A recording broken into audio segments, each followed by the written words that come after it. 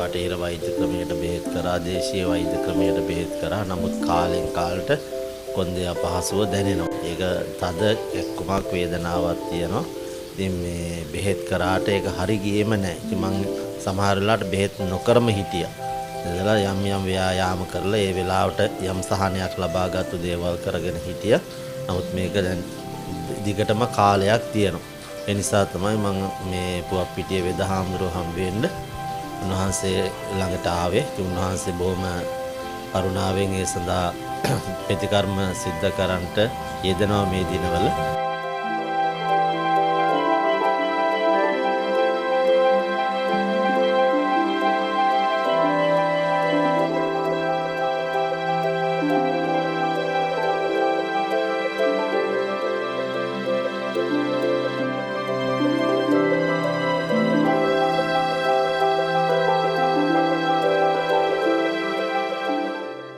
අදට දැන් දින 6ක් මං ප්‍රතිකාර වලට සම්බන්ධ වුණා.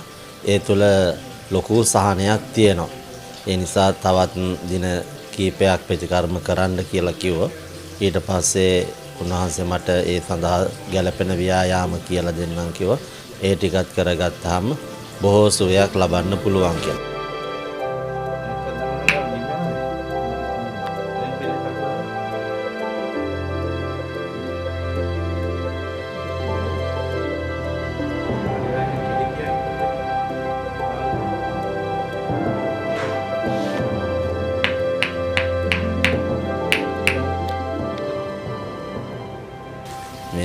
ඉතින් මම බොහෝ තැන්වලට ගිය නිසා සහ මෙතනටත් වැඩම කරව නිසා ඒකේ වෙනස මට ඒ බොහෝ තැන්වලට ගිය නිසා මම දන්නවා ඒ වෙනස මට ඒ සහනයක් ලැබෙනවා කියන එක.